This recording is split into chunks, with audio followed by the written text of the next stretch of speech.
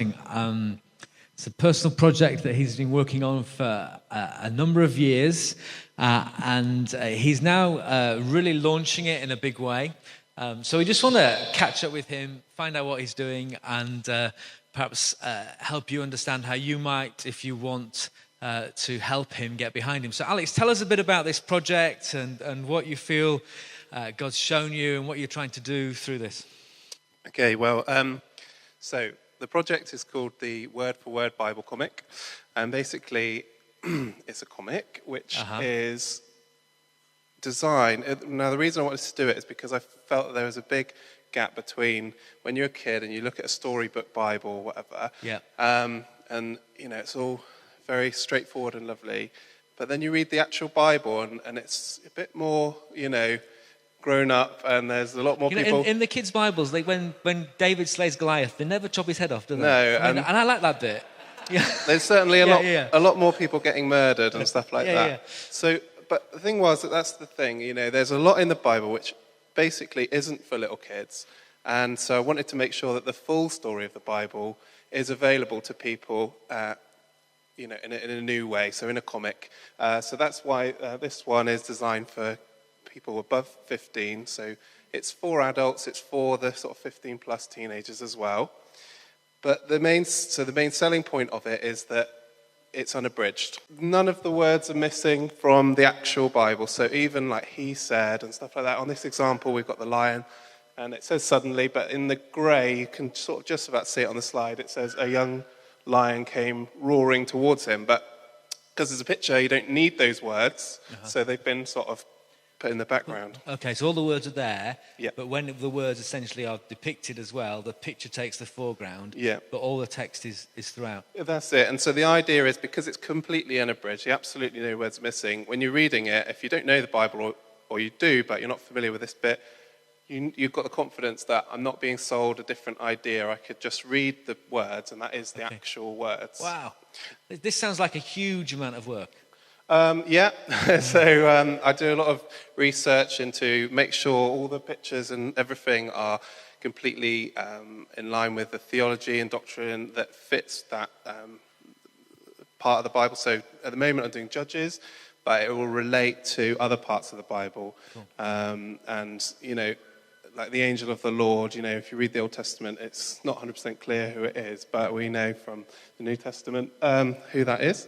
So it's stuff like that, that's using the whole counsel of God throughout the Bible to make sure that each part of the Bible is interpreted correctly.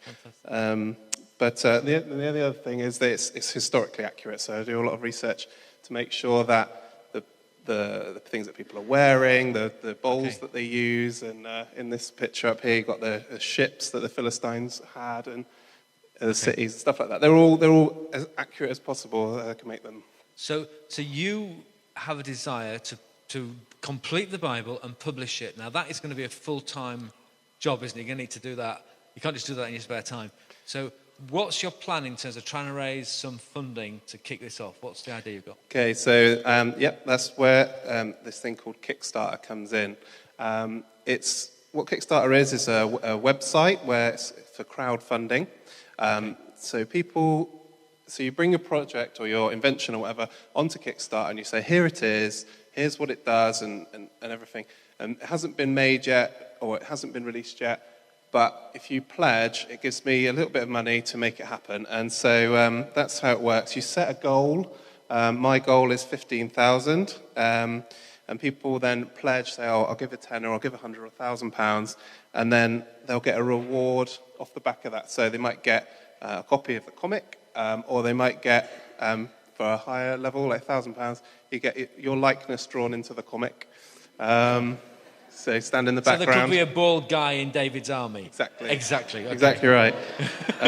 So I know Simon will be in there. The way it works, though, is you've set your target. Everybody's got a pledge, but unless you get to your full target, none of the pledges go through, and you don't get anything. So if we all signed up and we all chipped in 50 quid or something, then our money doesn't go out of our account, so you don't get it until you hit the 15,000. If you hit the 15,000, then it's all go. If it doesn't, then that's it. Yeah, and so the end date is May the 25th at 9 p.m. And it also means that if you pledge now, you're like, oh, I'm a bit skint this month. But if you pledge, you're not going to pay anything. It's not going to come out. If it does come out, it's not going to come out until right at the end of May. So like the last couple of days of May, it'll come out. Okay. So that's, yeah.